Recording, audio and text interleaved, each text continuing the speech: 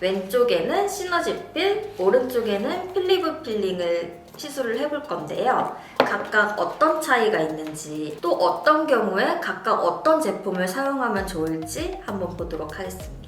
가장 많이 물어보시는 게 몇 병을 사용하면 좋을까요? 이런 질문인데요. 부위별로 조금씩 다른데 강필 기준으로 했을 때 얼굴은 1병 정도 사용을 하면 될 것 같고 등은 2병 정도 사용이 가능할 것 같아요. 그리고 남성분들 같은 경우에는 3병 정도까지도 사용 가능할 것 같습니다. 팔이나 다리는 한쪽당 1병 사용을 권장드리는데요. 팔은 요 상안이나 팔뚝 쪽, 그리고 다리는 종아리 쪽만 사용을 하시는 게 좋을 것 같아요. 허벅지 뒤쪽이나 팔뚝 아래쪽은 살이 연약하기도 하고 요 부작용 경우도 있어서 그쪽은 조금 피하시는 게 좋을 것 같아요. 제품은 이렇게 파우더와 솔루션으로 구성되어 있는데요. 제품 뚜껑을 열어서 솔루션을 파우더에 넣고 잘 섞어주시기만 하면 돼요. 그리고 중요한 건 시술 전에 깨끗이 클렌징을 하고 시술을 하는 건데요. 간단하게 클렌징을 하고 오도록 하겠습니다. 보시면 제가 모공 각화증이 심하진 않지만 모델 활동을 하다 보니까 신경이 쓰이기도 하고 더 예뻐 보이고 싶어서 해초 필링을 선택하게 됐습니다. 자, 이제 준비가 됐으니까 시작을 해볼게요. 장갑을 끼고 진행하셔도 되고 없으면 맨손으로도 괜찮습니다. 지금 사용하는 제품은 필리브 필링이고 제형 한번 보여드릴게요. 제형은 묽은 편이라서 조금씩 짜면서 사용하는 게 좋고 종아리는 피부가 두꺼워서 얼굴보다 통증이 덜 느껴지는 것 같아요. 그래도 아프고 제가 처음에 말씀드린 느낌 아시죠? 아스팔트에 긁는 느낌, 그런 느낌이 있어요. 필리브 필링이 시너지 필보다는 스피큘 함량이나 파우더 양이 적어서 약간 약하게 느껴질 수 있는 제품인데 이 제품도 오래 세게 진행하면 비슷한 효과를 낼 수 있어요. 한쪽당 6에서 8분 동안 문질러주면 되는데 절대 8분을 넘기지 마시고 저는 7분 동안 시술을 해줄게요.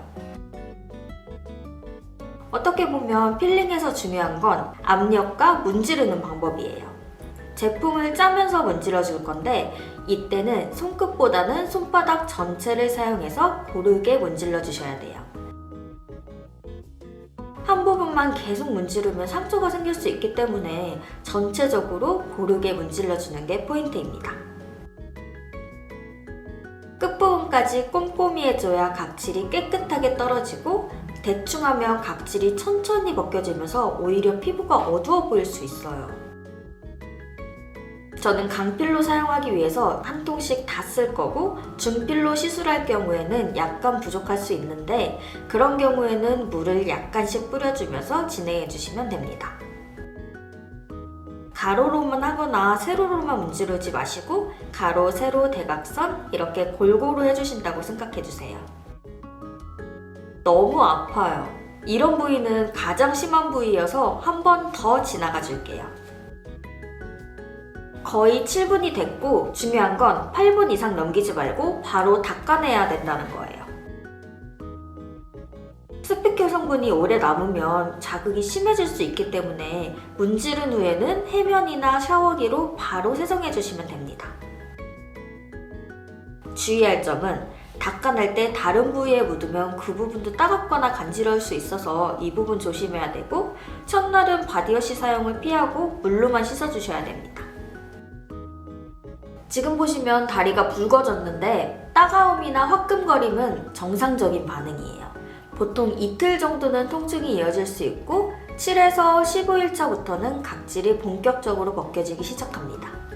방금은 필리브 필링을 했고 이제 시너지 필을 사용해 볼게요.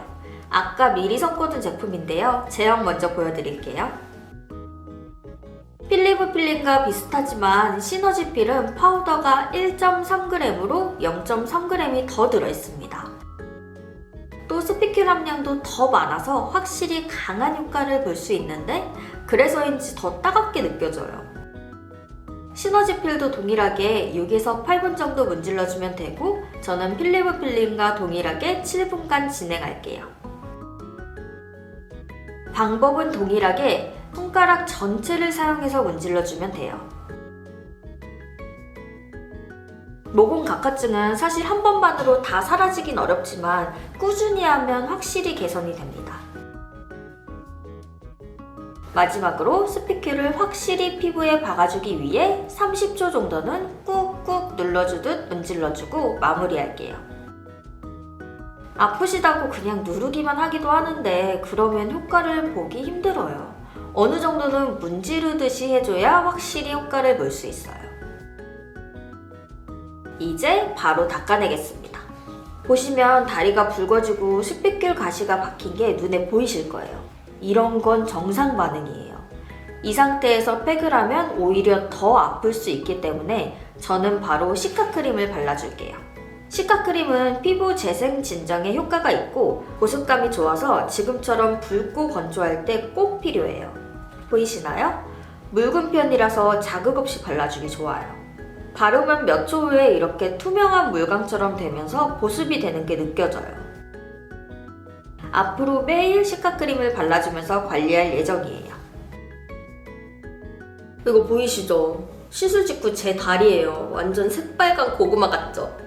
피부에 따끔거림이 계속 남아서 바지 입는 것도 조금 조심스러웠어요. 양쪽 중에는 시너지필을 받은 왼쪽이 확실히 더 따가웠어요. 오늘은 미지근한 물로만 가볍게 샤워하고 최대한 움직이지 않고 푹 쉬었습니다. 둘째 날, 셋째 날까지도 피부가 따끔하게 통증이 있었어요. 각질이 올라오기 시작하면 간지럽다고 하는데 저는 아직 간지럽진 않고 피부가 엄청 건조해요. 이 건조함은 각질 벗겨질 거라는 신호겠죠? 저는 별다른 거 없이 시카크림 하나만으로 관리를 했어요. 오늘은 드디어 13일차입니다. 이제 시너지필은 많이 떨어졌어요. 필리브 필링도 거의 다 떨어졌고요. 이렇게 다리 보시면 육안으로도 차이가 있고 만져봐도 각질의 두께가 확실히 다른 게 느껴져요. 통증은 이제 전혀 없고 각질이 일어나고 있어서 간지럽고 저는 왼쪽 다리가 더 간지러웠어요. 벗겨지면서 피부가 밝아지고 부드러운 게 느껴져요. 관리법도 중요해요. 바디워시는 내일부터 사용하셔도 되고요. 아하, 바하, 파 같은 각질 제거 성분은 당분간 피해 주셔야 돼요. 붉음증이나 통증은 정상적인 반응이고요. 그리고 각질이 벗겨지기 전에는 살짝 피부가 어두워 보일 수 있어요. 이것도 정상적인 반응입니다. 재생을 돕기 위해서는 물을 자주 마셔주는 게 좋고요. 자외선 차단은 정말 필수예요. 저는 종아리 부위라서 긴 바지를 입기 때문에 굳이 자외선 차단제를 바르지는 않지만 이 얼굴이나 팔 부분에 시술을 했을 때는 자외선 차단제는 필수로 발라주시는 게 좋아요. 팔 종아리 튼튼한 곳은 일단 괜찮아요. 근데 목이나 가슴, 겨드랑이, 사타구니, 엉덩이처럼 피부가 얇거나 자주 접히는 곳은 절대 하지 마세요. 부작용 생기면 진짜 엄청 고생하거든요. 반드시 필링은 안전한 부위만 해주세요. 저도 처음에는 각질 없어서 나만 효과 없어? 하고 불안했거든요. 근데 이건 피부 타입 차이거나 문지를 때 약하게 하면 각질도 눈에 안 보일 정도로 약하게 떨어지고 있는 거예요. 그렇다고 해도 각질이 안 일어나는 게 아니고 각질은 일어나고 있으니까 관리를 잘 해주셔야 하고 바로 시술하시면 절대 안 돼요.